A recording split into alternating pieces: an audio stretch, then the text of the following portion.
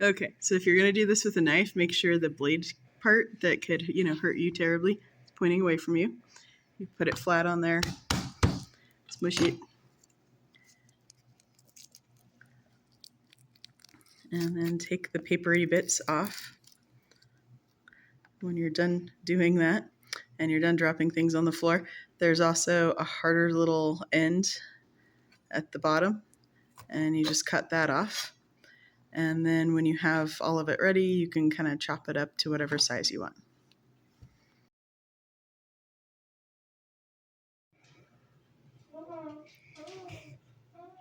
That would be Derek. All right, so hit power. Yours might be just a tad different. Hit sear or saute, whichever one. And I'm going to turn it down from high to a little bit lower, say like mid-range, like 3. If yours gives you more ranges, just pick something in the middle. And I'm going to hit start. Okay, I've got about 2 tablespoons of butter I'm going to put in there. I've got my garlic. Bye, garlic. Die. All right, and then I've got like half a cup or so of chopped up onions.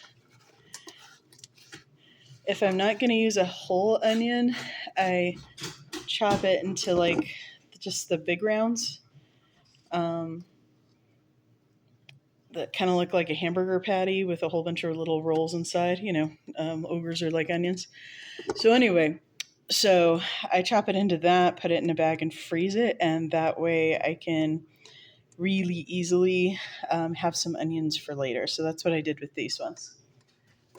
So you've got that, and then you can also add some pepper. Just sprinkle some in. Depends on how hot you want it. There we go.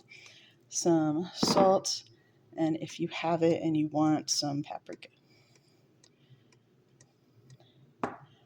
All right, and then that's going to get hot, and we can swirl it around in the butter and let it start cooking. All right, so this is what I meant by frozen sections of onion. It's not fixing. There we go. So essentially, I just sliced it across into those kind of rounds. And that way later on, I can have kind of a full slice if I need it for my recipe, or I can cut that up. It's also really nice because since you're cutting it up, possibly while it's still a little bit frozen, it doesn't make you cry as bad. So within 5 minutes or less, it's going to look like this. It's all kind of browned. Your onions look all shiny and a little bit see-through, and your house smells really good. And hopefully your smoke detectors are not letting you know that they exist. If they are, it's okay. It's just letting your neighbors know you're cooking. Okay, so I know chicken broth can be a concern for you. I don't know if this stuff would work. It's called Better Than Bouillon.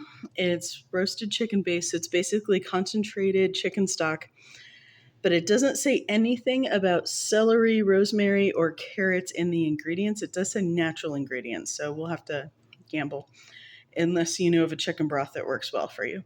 So this is usually in the aisle near the chicken broth. If you just dissolve 1 teaspoon into a cup of water, then you've got a cup of chicken broth. It is rather goopy, so you can see I had to scrape it off on the inside of this cup, but I'm going to fill that up with hot water, and then this is going into there. So now that I've got my bouillon made into chicken broth, we have 2 cups of this stuff. It's corn. We've got 2 cups of that. I got it from a frozen bag, but you can also use a can of sweet corn, whatever you have handy. And then I'm cheating because I had some essentially hash browns frozen in the fridge, but you can cube up your potatoes instead of cheating like I am. But I had them around, so, Okay, so we're just going to dump all of this into there. is fun to do one-handed, but I love you and I shall do it. All right, pour all that in, get the potatoes in there, which might plop since they're halfway frozen.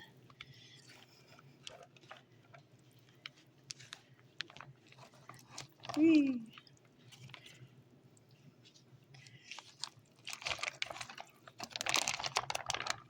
All right.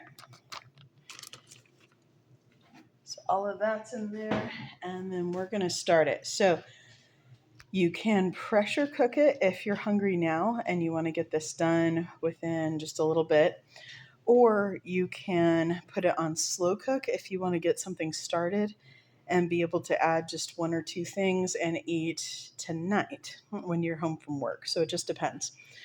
But I'm going to hit power, and I'm going to go ahead and set it up for pressure cook. So I'm going to hit pressure. It's going to start as high, and then I'm going to do it for, let's say, 10 minutes actually seems just fine.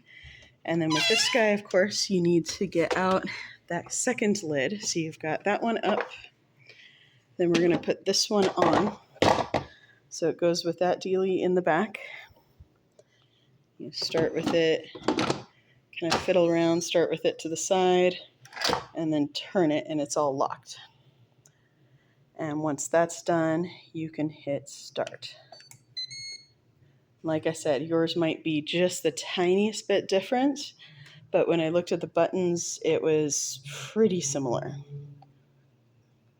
Just a special note, while it's coming to pressure, it's going to do that. It's basically in process, but not cooking yet, so it doesn't just start counting down from 10 right away.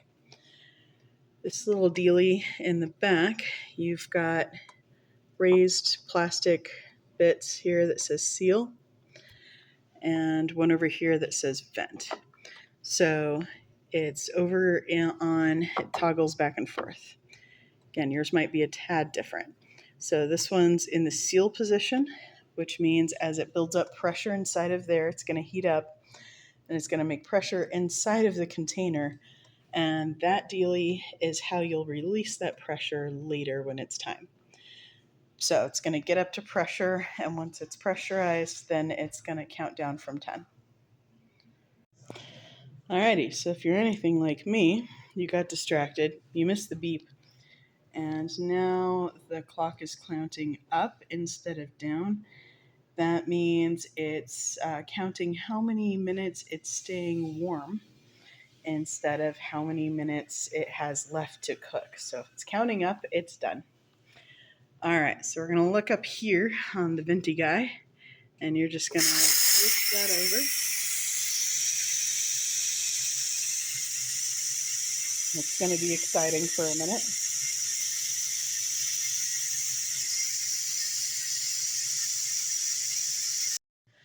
All right, so looks like 4 minutes later, when it's finally done venting, we can twist it and take it off. And that is done.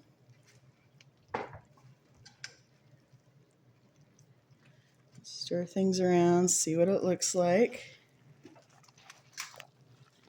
So from here, there's a couple different options. The way I'm doing it is I'm going to add about 3 cups of milk, and I'm going to see if that makes it creamy enough for me. You might want to add like 3/4 cup heavy cream.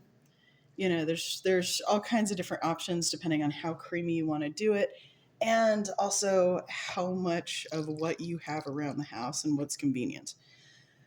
So personally, like I said, I'm going to add 3 cups of milk, and if I need it to be a little creamier, have more of a, that kind of nice full fat feeling in my mouth, then I will probably throw some butter in there.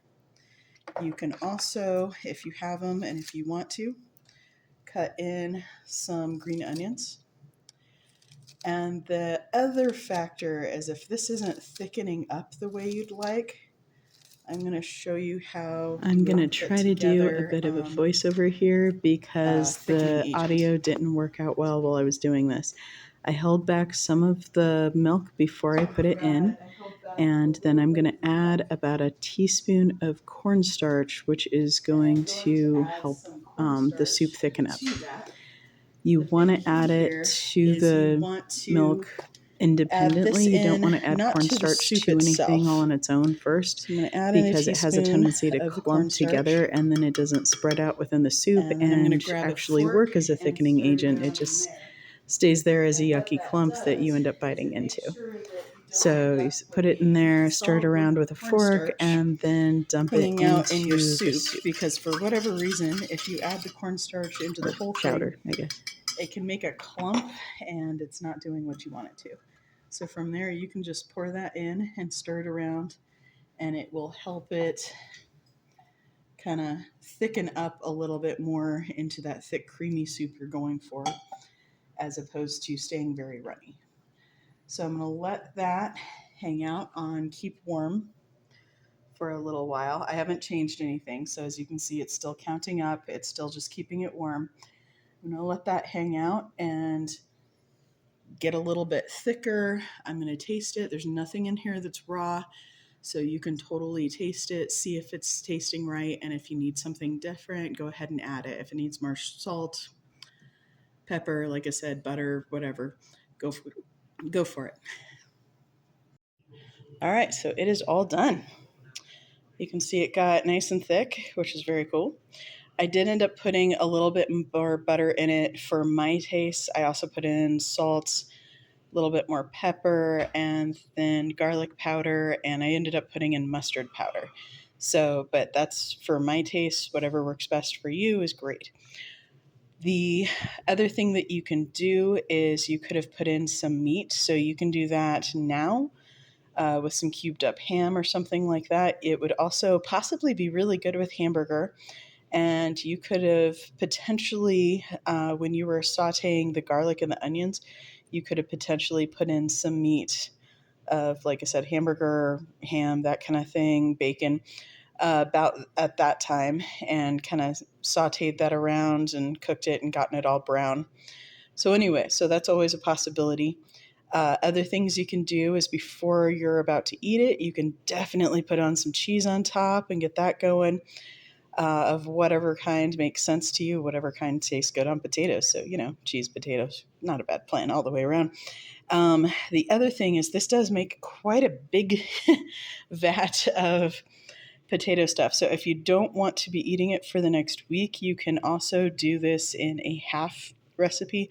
Nothing in this would be hurt by doing half or three quarters or whatever increment you want, because hey, why not? The only thing that might be affected by it is if you're using a can of sweet corn as opposed to a frozen bag, you might just end up with more corn in there, which, this is not bad either. So anyway, so there's that. So once you're done with all of this, I already did it, but you just hit power to turn this guy off, obviously. And then from there, this lifts out. So if you're not planning on cooking anything else in it for the next little bit until this is done, you can put that in the fridge once it cools down a little bit, maybe in a hot pad, or obviously you can put it in a different container if you're going to want to use this later.